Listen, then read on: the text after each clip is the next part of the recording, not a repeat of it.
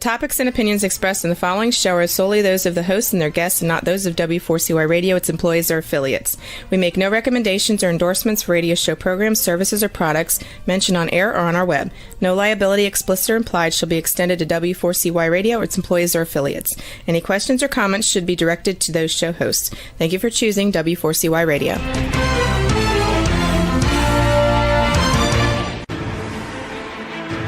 What's working on purpose anyway? Each week, we ponder the answer to this question. People ache for meaning and purpose at work, to contribute their talents passionately and know their lives really matter. They crave being part of an organization that inspires them and helps them grow into realizing their highest potential. Business can be such a force for good in the world, elevating humanity. In our program, we provide guidance and inspiration to help usher in this world we all want, working on purpose. Now, here's your host, Dr. Elise Cortez.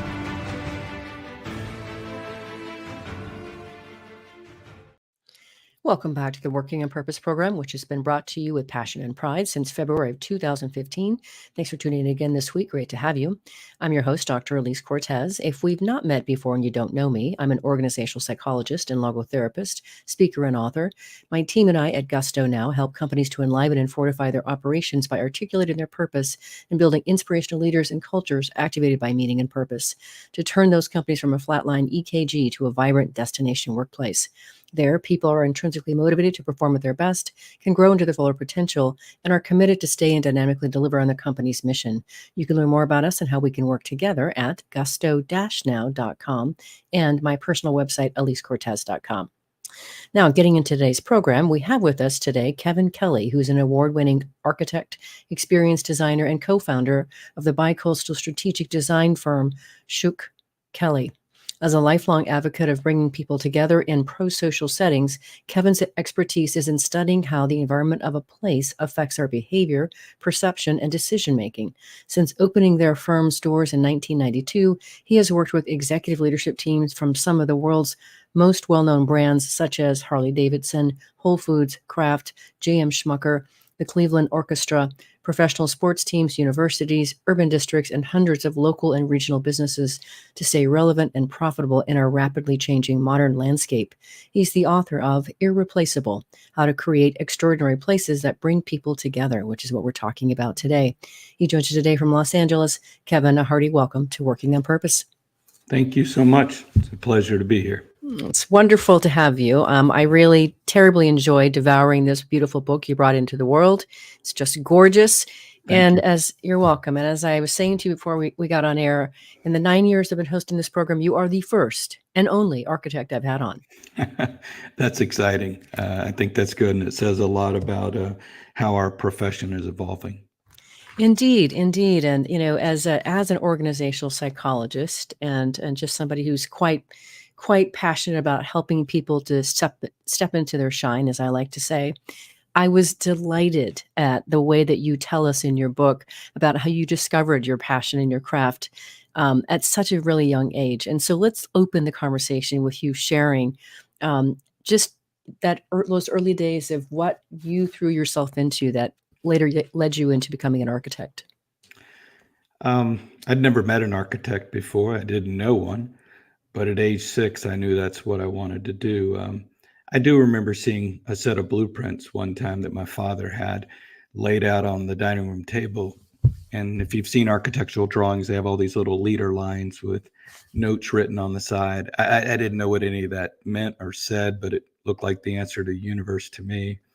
But my real desire for it was I was overwhelmingly observant of human beings.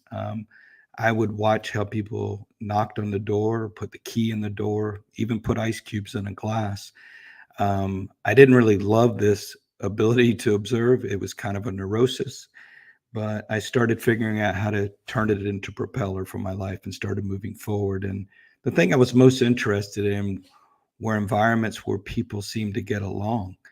And when I saw people fighting or intense, I had certain things happening as a childhood and during my childhood that scared me. And I was probably only 60 pounds. And I was trying to figure out what I could do. I couldn't fight anyone, but I could go turn the lights down. I could put the right music on. I could move the furniture around. And I noticed it made a difference. And once I started doing it at home, I started doing my friends' houses at school, and then I needed a bigger playing field. So architecture became that kind of focus for me. Most architects aren't interested in behavior, though. I should say they're mostly interested in making objects, kind of visual and aesthetics, and I'm fixated on behavior, on how environment affects behavior. I think that's a stunning way to open, Kevin, and listeners and viewers. Whether first, if you're a parent or would like to be a parent, I really would like you to pay attention to this and just really think there's such value in being able to go discover who your child is and then help them find a way to make that work in the world and just go looking with curiosity. I would have loved to have been your parent watching this, Kevin. And I know you. Yeah, go ahead. I know you have a young daughter of your own and that you're also delighting in, which is wonderful. And you were going to say something else? Well, I think for what it's worth, because I try to advise a lot of young people out there, and I find people far too often pursue what, quote, makes them happy. And I really believe you need to kind of focus on what makes you mad and what upsets you, and what you're willing to stand up for. I exaggerate for effect, but I often say, what would you cut another person's ear off over? And it's a joke, but I read a story one time about Peter O'Toole wanting to fight everyone when he realized he wanted to be an actor and they didn't read their lines right. I get that. And for me, it's not politics. It's not education, although I love those topics. For me, it was odd things, the way a room was set up, the way a restaurant operated. And I would observe these behaviors in me, and you can physically feel it. The hair rise on the back of your neck when something upsets you. And so I started to lean into that and pursue that. And I tell my friends, I'm like, find out that territory. It's more of a broad, fuzzy territory at first, but just keep pursuing that about what you'd be willing to fight for, because you'll do that for free. And that's so much easier than having to do something that you've got to constantly motivate yourself to do. That's really interesting advice, Kevin. I quite align with that. We look at where does the world break your heart is another way that we look at it from the purpose vantage point. Beautiful. I like that. Yeah. The other thing that I wanted to echo to your opening of how you got into this is for leaders now, since we talked for parents, is I really want leaders to also encourage them to go looking for this on their teams. What's that weird, strange way that Sally does this thing with the way she plans her meetings? What's that way that Wayne always seems to want to go about problem solving? Go looking for that and then just see if there's a way to be able to unleash that. So it's amazing what happens when people feel seen and you give them a chance to be able to play as only they can play. So you've unleashed that for us already, Kevin, just in your share. So thank you. You're welcome. You're welcome. And then because I'm a part of what I've done in my life and in my career has been a meaning and work researcher, and so many people ache for meaning in their lives and their work. I thought the way that you describe what your work means to you just needed to be shared as well. What does your work mean to you? It's everything. I mean, I don't think we're all wired to be so fixated on environment. I think some people are fixated the way things sound or the way things feel, but I'm certainly wired to look at how buildings shape our behavior. And, I oftentimes hear people talk about saying they're in an environment, but I don't think we look at the environment being in us just as much as food is in us. And if you eat junk food or candy or bad food all the time, it'll affect your health and the quality of your life. And I believe the same with environments. And I am shocked at the number of people with money or cities with money that live in bad places that stunt their growth, hurt their businesses, and threaten their livelihoods. And I want it to stop, So this is part of the reason why I wrote the book. My profession hasn't necessarily solved the problem in that so much of their work is around kind of intellectualizing design on some, art abstract level. And then we have this kind of utilitarian approach, but there's a whole lot more room in between that to really make the quality of life and the quality of our environment a lot better for our kids, for our businesses, for our main streets, for our homes, and for our local stores. And we're going to talk more about, obviously, what that means, especially for the workplace, since the show is focused on that realm. Though before we do that, I do think it's interesting that you say in your book that you've really, really made quite a place for yourself in designing things like around grocery stores, convenience stores, pet stores, gyms, restaurants, bars. Why those particular places? Yeah, it's kind of an odd thing. As we discussed earlier, I was so observant about everyday places, the post office, the Department of Motor Vehicles, grocery stores, people standing in line.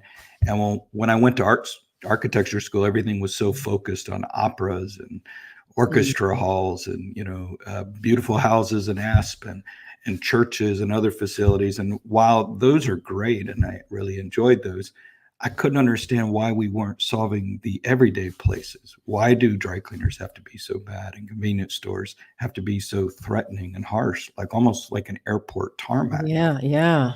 And then I started dealing with the leader of those entities, and they tend to be hyper rationalist, utilitarian, efficiency focused individuals who make a really compelling case why design has no place in their places. But then I started going, I think it does. So I have to prove that environment affects behavior and ultimately sales. So I set myself out on a mission with my colleagues, my business partner, Terry Shook, who's my mentor, a great architect, and others, to really say, how can we change these everyday places? And a word we use is extraordinary, and we break that word down into extraordinary. How do we take those everyday places and make them better? That's so beautiful. I, as someone who really does respond, well, we all do, as you know, but I'm maybe not nearly as aware of it as you are. But when I walk into a place that delights me, for example, there's a place here in Dallas called the Finch that's pretty new on Mockingbird at 75. And do you know it?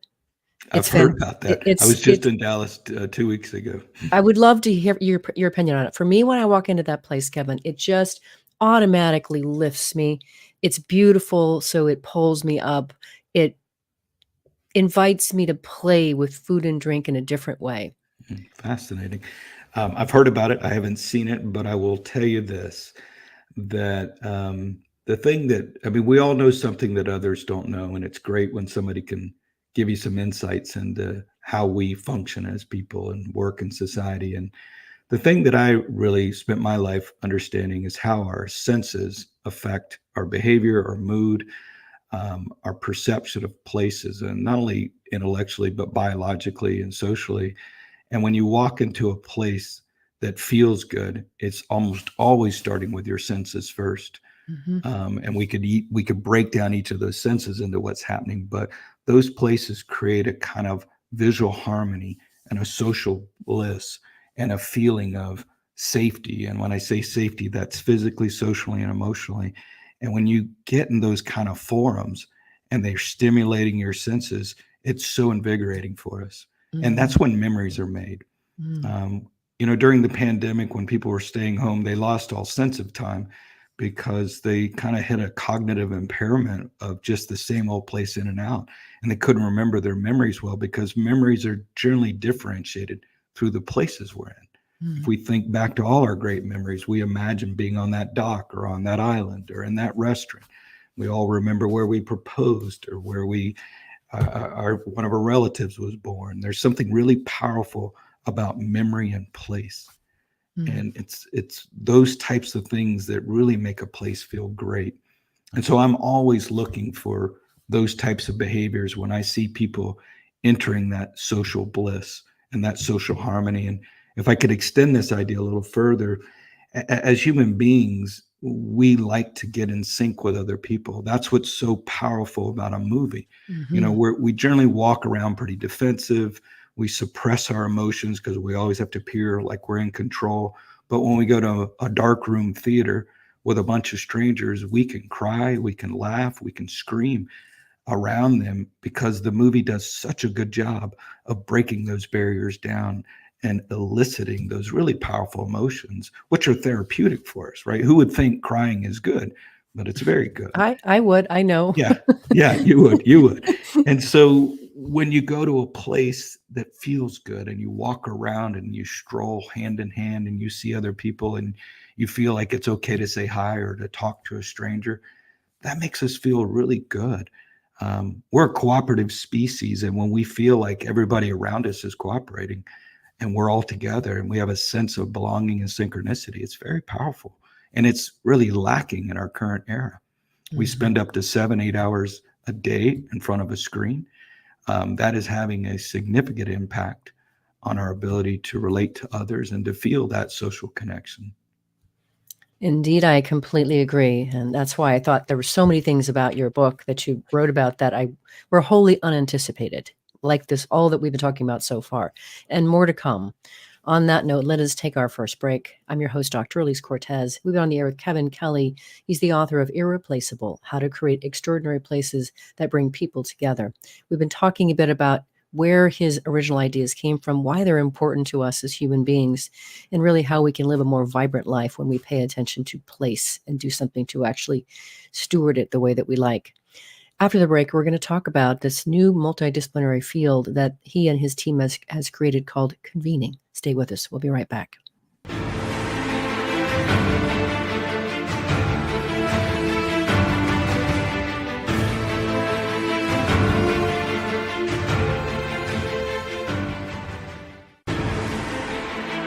Dr. Elise Cortez is a management consultant specializing in meaning and purpose, an inspirational speaker and author. She helps companies visioneer for greater purpose among stakeholders and develop purpose-inspired leadership and meaning-infused cultures that elevate fulfillment, performance, and commitment within the workforce. To learn more or to invite Elise to speak to your organization, please visit her at elisecortez.com. Let's talk about how to get your employees working on purpose.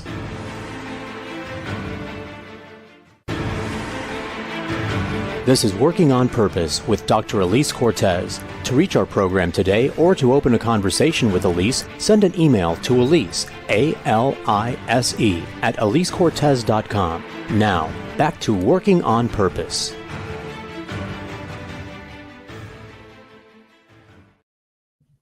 Thanks for staying with us and welcome back to Working on Purpose. I'm your host, Dr. Elise Cortez, as I too am dedicated to helping create a world where people realize their potential at work and are led by inspirational leaders that help them find and contribute their greatness. And we do business that betters the world. I keep researching and writing my own books.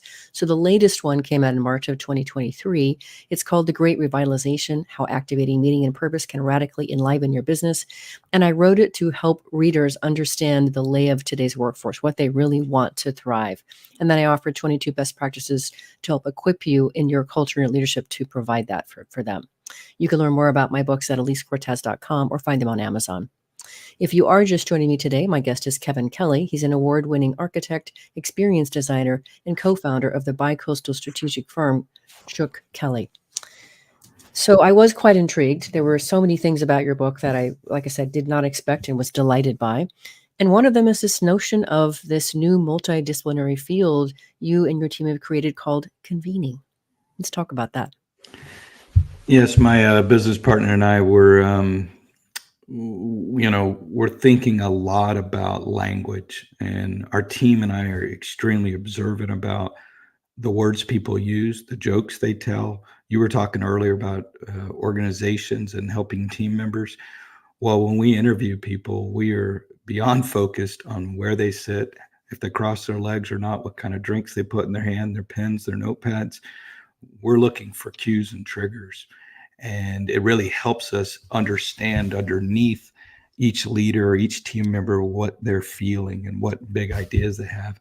Because we're so observant to language, we would listen to the way people would talk about places. They would use words like architecture, which tended to have a highbrow kind of sound to it, or they would talk about facilities, which tended to be very utilitarian.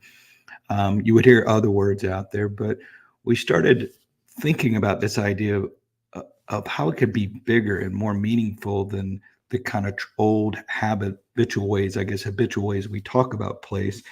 And so we started thinking about, well, are we just trying to attract people? We're like, no, we want more than that. Are we trying to gather them? We said, well, we like that, but we want to convene them around an idea, a big idea. Say in the Harley Davidson world, we want to convene them around freedom, rebellion, and kind of stick it to the man idea. We were looking at something powerful. And then we not only want that idea, we want this forum to have a kind of structure and experience that impacts you, that leaves an indelible imprint on you. Again, most of this is subconscious, and you know it when you feel it. But it's not something that you reflect on a lot other than a great memory of it. So convening really helped us help our clients understand the greater power of their place.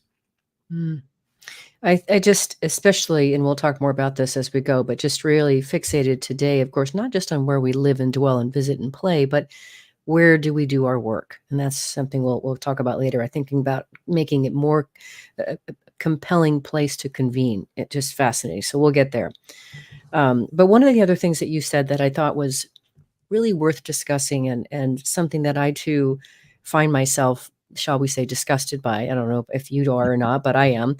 But you talk about how there's this fixation on ease and efficiency. Technology is supposed to make things faster and better and easier and all these sort of things. But then you say, shouldn't some things in life require effort?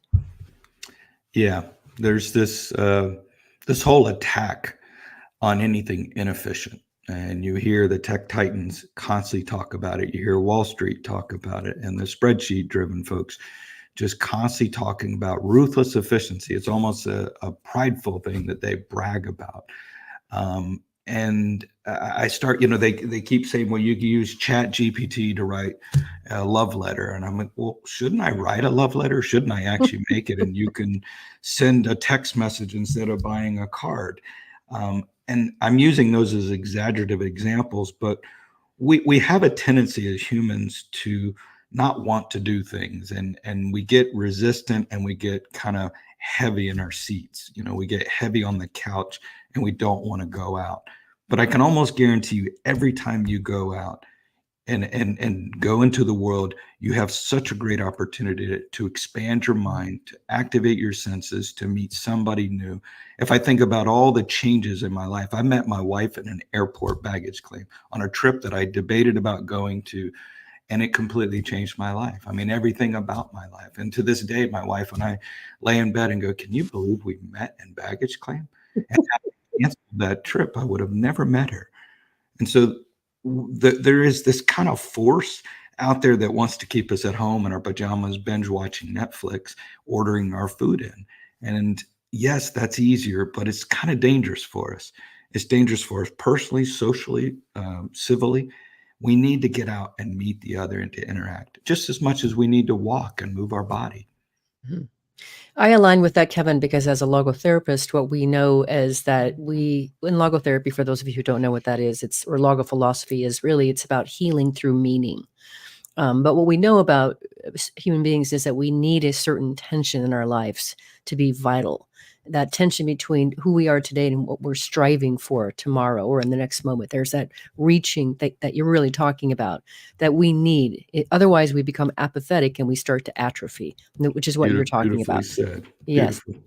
Thank you. And I just worry that we are getting more and more this way. And what I've noticed among my friends, my colleagues, even myself, is this tendency to go, I got to put on clothes. I got to put on a tie. I got to go to this event.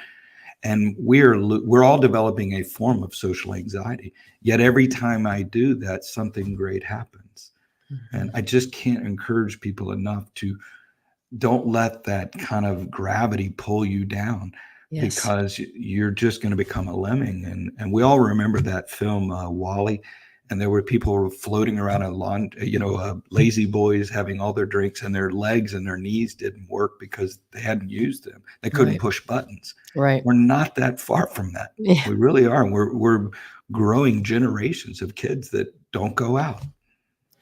Yeah, not that we want to focus on this, but I heard a statistic that 1 billion people across the world are now considered obese. Yes. So yes, we are getting there. We are getting there. So let's move on to more interesting or enlivening things than what important things to talk about. But I was very also intrigued with your whole bonfire effect idea, Kevin. We've got to talk about that. Sure. Yeah, I won't try to play myself as some intellectual that grew up, around some glorious environment. I grew up in the swamps in South Florida. There wasn't a lot to do off a dirt road, and the weekends were, well, during the week we built vehicles that looked like something out of Mad Max vehicles, airboats and buggies and four-wheel drives, and we all went out into the 6 miles out into the Everglades to a big kind of redneck Riviera mound of dirt in the middle of the swamps. And we came from different high schools and different places, and we did this every weekend. It was a ritual. Nobody sent out a notice because we didn't have notices back then, but we knew that's where to be. And we also knew how to organize ourselves to build a bonfire. A bunch of strangers put a whole bonfire together, and then they would, the bonfire master would set the thing ablaze and get just the perfect glow, with not too big and not too small. And it would create this kind of magical enchantment where everybody got along. And Carl Jung called this participation mystique.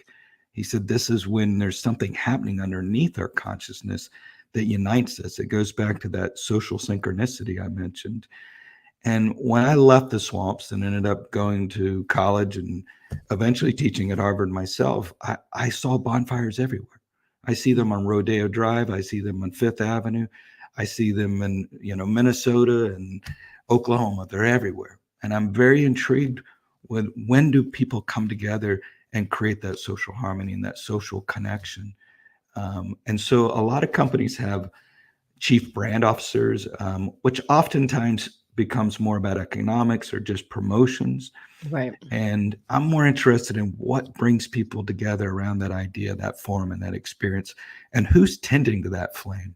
Because we all know brands that get too big. The bonfire gets too big and chases everybody off, or they die down and kind of dwindle and don't really have that power to bring us together anymore. Mm. Imagine if Sears had a bonfire master as opposed to a financial engineer figuring out how to, sell private equity. I think it would be a wildly different store if they had a bonfire. What'd you call it? Bonfire what? Bonfire master. So I advocate to my clients that they create a chief bonfire master, and that they create a regular functioning group of people who tend to the flame of their place to protect its livelihood, its vitality, its strength, its magic glow. And we measure that. We measure it through attendance and engagement, experimentation, and socialization. Of course, ultimately with sales. Mm-hmm. What's interesting about that to me, Kevin, just quickly, that relates to it for me is what you're really speaking to is somebody inside the organization that's really, I don't know, stewarding, well, the health and the heartbeat of the organization for sure. It's flame. Yes. But to me, that reminds me of what you do, or maybe I don't know if you still do this. It really did delight me to know that, the way that you have continued to sharpen your own saw and develop your craft is, you're the guy that sits out in the parking lots and the folding chair and watches people come in and out of stores. And I think all day long, every week. I think that is delightful. That you had to confess this to your wife. Yes, I did. And, every day she'd see me going to work and she'd go, "Why are you wearing that?" And I'm like, I just want to blend in. And because I'm going to all different types of environments. And I go and just become an eavesdropper and a voyeur, a professional voyeur. And I just watch and observe people. And, I've been doing this 31 years as my own company. And whenever I go to these places, I don't know what I'm going to find. And that would normally give me an anxiety. It gives my staff an anxiety sometimes. And I'm like, we're just going to sit here until we start seeing anomalies, patterns, and trends. And sometimes that'll happen in 1 hour. Sometimes it'll happen in a week. And I tell my clients, because they're always looking for breakthroughs, and they're like, how do you come up with them? And I'm like, deviations to the norm. If I see people coming in and everybody's wearing the same sock, there's something to it. Or everybody's driving the same type of car, everybody's buying the same type of product. That is a clue that gets me in deeper. And I will keep mining that seam until we hit upon the breakthrough we need. Does anybody ever come up to you and say, "What are you doing?" I mean, you've been sitting here, for 2 hours or 3 hours. Did anybody ever do that? Yeah, I tell this story briefly in the book about Ernie, the tow truck driver at Harley Davidson Oh, stores. yes, you do. It's so funny. Yeah, Yes. and so, Ernie was a great guy, and I loved Ernie, and, if I could deviate there, the great ritual was when you go to Harley store, everybody kinda circles the interior and watches other people get on bikes and grip it, and people do exactly the same thing. They look down at the engine, they pull the handle, and somebody eventually says to them, they go, "What do you think?" And they have a whole conversation around that. And that would be odd, that ritual at a Banana Republic store. If you said, "What do you think of that sweater? You gonna buy it?" You know, we would call the police. But in a Harley store, it's perfectly normal. And Ernie and I became, friends, and I was just really learning a lot about him. But I went to another store about an hour and a half away the next day, and lo and behold, Ernie was there. And my staff started freaking out. They're, "Oh my gosh, Ernie's there." And I'm like, "Yeah, what am I going to do?" So I went up to Ernie and accused him of following me. I said, "Hey, what are you doing? You following me?" And he said, "No, no. I go to different Harley stores every day because I like to just hang out. And I feel like if I'm not buying stuff, they're going to make me leave." That was exactly the insight I needed. My team and I started focusing on, they're like, "Why does the store make you feel like you have to leave?" So then we started designing the stores with bonfires and cafes and gathering spots and saying, "Why don't you come here anytime you want?" Because everywhere else, Ernie didn't feel like a hero. He said the funniest thing. He said, you know, "I need six pack abs and a MacBook Pro to go hang out at Soul Cycle or Blue Bottle Coffee." He goes, "But in this store, I'm a hero." And Mm. that was everything I needed to know. And I get those kind of anomalies by listening to people talk. I said it early, but oftentimes jokes are where they really tell me the truth. Because Mm. Ernie said one line in our discussion. He said, "Yeah, this is a place for midlife crisis males fading in strength." It told us volumes, Mm. everything we needed to kind of start focusing on. Oh, too bad we only get an hour together, Kevin. You're delightful and I'm sorry if that was a so long much answer. knowledge. No, it was delightful. It was terrific. Don't apologize for being brilliant. Let's grab our next break here. I'm your host, Dr. Elise Cortez. We've been on the air with Kevin Kelly. He's the author of Irreplaceable: How to Create Extraordinary Places That Bring People Together. You've heard him talk about some of his things that he has fixated on over the years, including the bonfire effect and convening. After the break, we're going to devote that segment to really focused on the work versus payoff ratio of place and how we can really look at our physical our environment in the workplace. Stay with us. We'll be right back.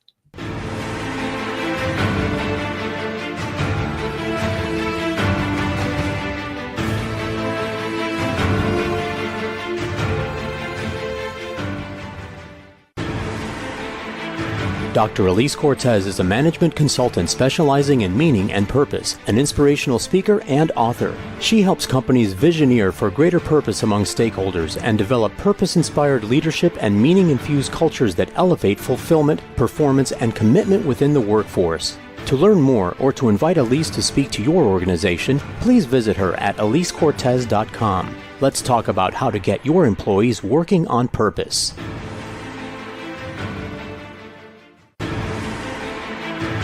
This is Working on Purpose with Dr. Elise Cortez. To reach our program today or to open a conversation with Elise, send an email to Elise, A-L-I-S-E, at elisecortez.com. Now, back to Working on Purpose.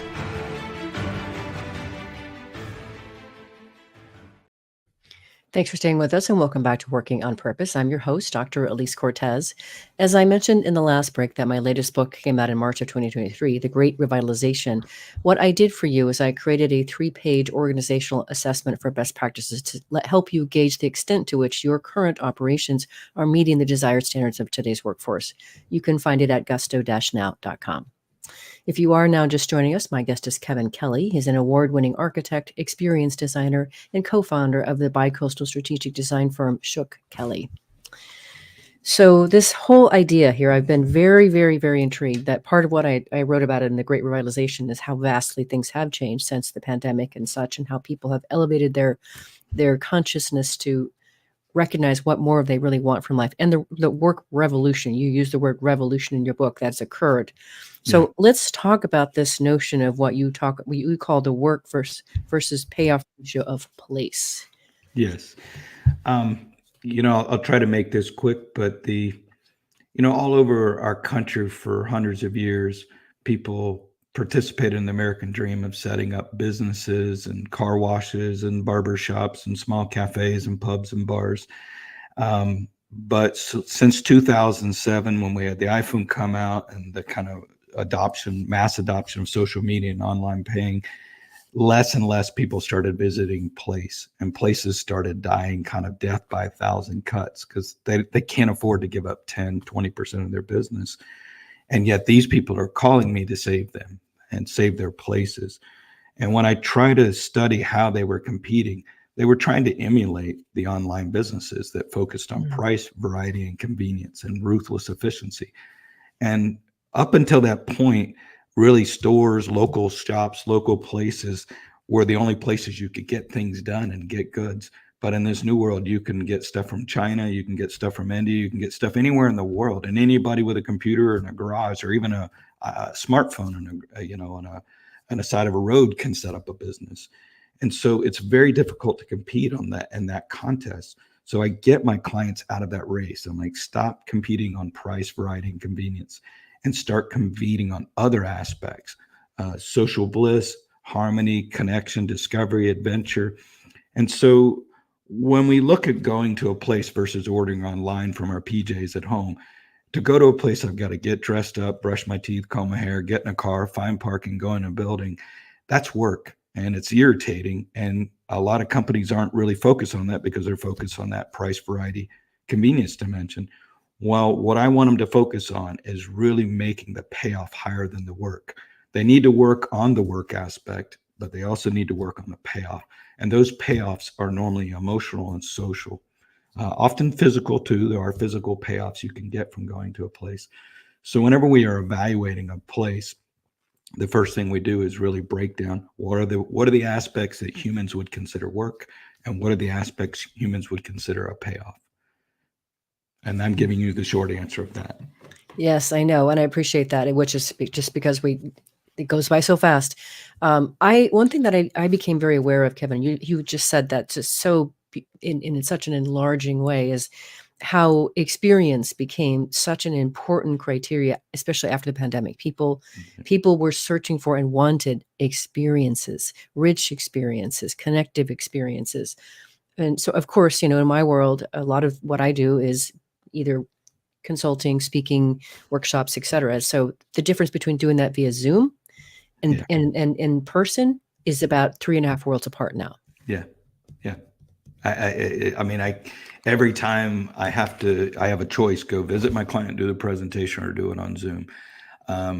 Every time I go visit them, it's a lot of work. It's a lot of expense. The meetings are just so much deeper, better. The connection's stronger, and the ideas are richer.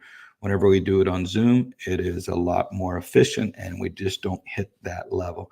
Now, I'm not suggesting we get rid of that because it is a useful tool, but we need to save room in our lives for those connections. We need to at least do some of that in our life.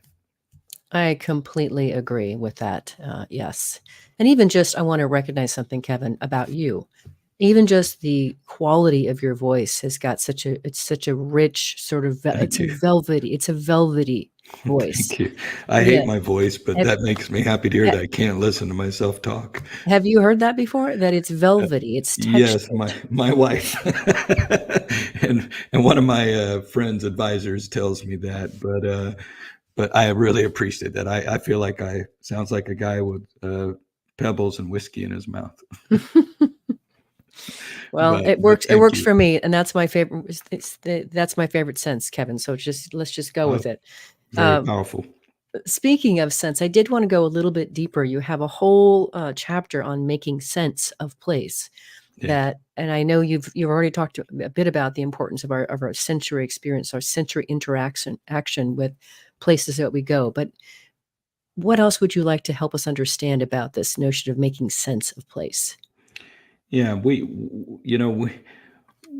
There's a famous joke that older fish ask the younger fish, how's the water? And the younger fish says, what's water? Right. Um, kind of have that sense about our lives. We're not really aware that we're in an environment. And as I said earlier, that environment's in us. And so when we get up in the morning and we walk to our office or to the coffee shop, we don't actually have a walking plan. Our brain automatically makes those decisions. We also don't tell our eyes where to go. Our involuntary eyes go where they want to go, and our involuntary sound mechanisms listen to what they want to listen to. Now, those aren't random things. Your brain and your body have been hardwired to pay attention to the things that will enhance its life and be aware of those things that could act as impediments or threats to your life. Well, those same skills are brought into restaurants, grocery stores, shopping malls, even the office. And so if you become knowledgeable in how the senses work and how we comprehend our world, you'll have a much greater understanding of how humans behave and understanding what they do. Even our language, we constantly talk about people in terms of being slick or rough on the edges or hard-headed. These are physical qualities that we put into our language, and our language is based on those metaphors.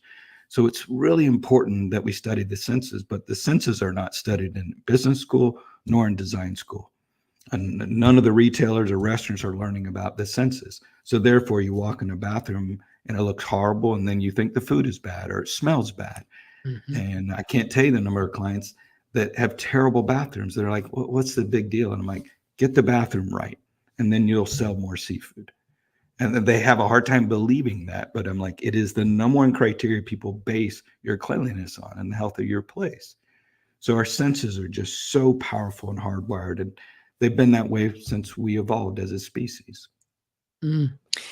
Speaking of the whole toilet issue, Kevin, I read a stat someplace that one of the big reasons that people don't want to come to work in the office, Yes. the bathroom Yeah. experience. Yeah. Yeah. This gets back to our weakening socialization skills. We're getting really conscientious about everything. And imagine Instagram on top of this, heightening up this need to be perfect, right? And not really showing the unsavory parts of our lives, or what now is being deemed as unsavory and used to just be normal. But these are things that I think we have to work in getting over, right? We have to work at getting used to those things and cooperating and being around each other. And it's never as bad as we think it is. Right. But yes, you're right. People, the bathroom is a very intimate issue, and it's a very personal issue, and it's one of the things that companies need to get right. Yep. Yeah, agreed. Well, I want to go there next. Had a couple questions here, but one thing that you talk about that's really been interesting to me is, the reinventing office building in today's changed world of work. I mean, I have been as somebody who helps organizations to shape and their culture. So much of what I was doing was helping people recognize, why do people actually have to be in the office Yeah. each day? Why, when they are asking not to be, the Yeah. resistance to that was so interesting. But you really have quite a really compelling chapter or more, where you're talking about just this notion of that. You say that you say many standard forms and shapes, such as the mall, grocery store, and convenience store concepts discussed in this book, are long overdue for reinvention. Same goes for the institutions of universities, museums, and performing arts facilities. But the most concerning standard forms and shapes needing radical reinvention are office buildings and, by extension, downtown areas, central business districts, and urban employment centers. Yeah, there's so much to unpack in that, and I will try not to hit all of it, but let's start with form and shape. Because our brain is operating off a very low wattage, about a 60-watt light bulb of power from calories that we take in, we try to digest the world as best we can, but we can't scan everything. And so we look for the most important aspects, again, that relate to our enhancement and impediments to life. And so we do something called predictive coding. And when we recognize what something is, we don't spend any time on it, which is okay on one level, but it's not great if you're a department store or a mall or another place trying to break out of an old stereotype. Malls certainly are trying to break out of those stereotypes. And I'll meet mall developers that say, well, we've banished the word, we never say mall. But I'm like, but your building still looks like a mall. It's still the form and shape of a mall. And that's how humans relate to buildings. So until you change that form and shape to something different, you won't get the reaction you want. The office building and the downtowns are one of the most concerning features I see in our current economy, because the attendance is terribly low, and it doesn't appear to be changing, even with mandating that employees have to come to work. And so the value proposition was set up under an old paradigm where we had to be close. And really, if you think about the word proximity was how you moved up in the world. You had to be close to the movers and shakers, close to the factories, close to the courthouse, all of those things that really helped. Well, now we don't have to do that. We can be on a laptop in Tahiti. And so we need to change what are the values of proximity in different senses. Now, young people, young professionals, the creative talent, oftentimes are single and looking to connect with others. And so downtown environments provide a wonderful opportunity to serve as playgrounds and kind of atom smashers of social identities and social experiences. So that's about the best bet our central business districts have. But this old paradigm of I have to be on the 33rd floor next to a secretarial pool just doesn't cut it anymore, unfortunately. Yeah, it's really, really very, very fascinating for me to see how this is going to play out. And as you say, there's no easy answers. There's a lot of complexity in this. And I also agree with you. You talk about this moving away from mandating a return to the office to making the experience compelling. And you've mentioned this a little bit here, but this is something that I'm watching more and more organizations start to focus on, recognizing we can't just say but because I said so. You have to come in because I said so. Yeah. Well, the best talent, and that's who the companies want, can go wherever they want to go. That's and right. That's where we really need to boil it down to, is we're not talking, we all want the best talent. And it's really they're calling the shots. And so what I do find is if you peel to different drivers in them, different sides of them, you can get them interested in. And we do want to have experiences. We want to play. We want to bond. We want to, have pep rallies, kind of really a fort mentality, and a bonding mentality. So for our own offices, we've turned them much more into forts, where people can come and get away from work and home, and actually come and connect. But we have a 10-year cycle here we're going to have to worry about. And it's not just downtown environments, because we all will inherit these problems. Yeah, some really big, hairy problems, like you talk about in your book, follow some of the revenues from the local tax base can be lowered. Undesirable activities, including crime, vagrancy, loitering, and graffiti will increase. It is a massive problem. It really is. And so then I look at, again, I'm thrown to is, well, what can we do about that? And I liked what you wrote about in terms of potential repurposing of central business districts. Yeah. The secret to any type of urban district or downtown environment is to have a built-in base of people. And the built-in base can become residents, it can become universities, it can become laboratories, it can become any number of things. But the key is you have to have a built-in base. And, the history of cities, what I find interesting is that they were much more service oriented, in that we had local shops that served our needs and local things that we really, really valued in living in those places. And then we somehow turned cities into these giant kind of rich places that are over the top themed penthouse places. And therefore they stopped becoming functional and local. And I think we have to get back to that, even service retail as opposed to theme park retail. But service retail with residents, with universities nearby, can do a lot for a city, because then you build in a quality of life with a built-in base of people that then start to kind of civilize the place and really kind of keep it up, keep it from falling into apathy. Apathy is the word I worry about the most. Yes, me too. Once a place becomes apathetic, it is very hard to turn it around. Not impossible, but it's very difficult. Agreed. And on that note, we have to close. We're coming to the close. So I want to say thank you, Kevin, for writing this beautiful book, sharing it with the world, for coming out of the program and sharing with my listeners and viewers across the globe. You are a gift. Well, Dr. Elise, thank you so much. I am so impressed with what you do, your books, your language. I think I'd like to interview you because you have so much knowledge that would help me. So thank you for having me. I would be delighted. We'll talk further, of course. Listeners and viewers, you're going to want to learn more about Kevin Kelly, the work he and his team do at Shook Kelly, and look further into his book. So you've got a couple places to go. Their professional site is Shook Kelly. Let me spell that for you.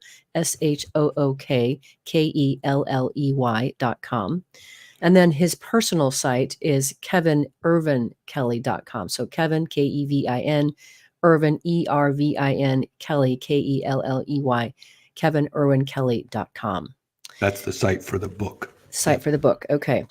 Last week, if you missed the live show, you can always catch it via recorded podcast. We were on the air with Dr. Andre Martin, a fellow organizational psychologist, talking about his book, Wrong Fit, Right Fit, How the Way We Work Matters More Than Ever.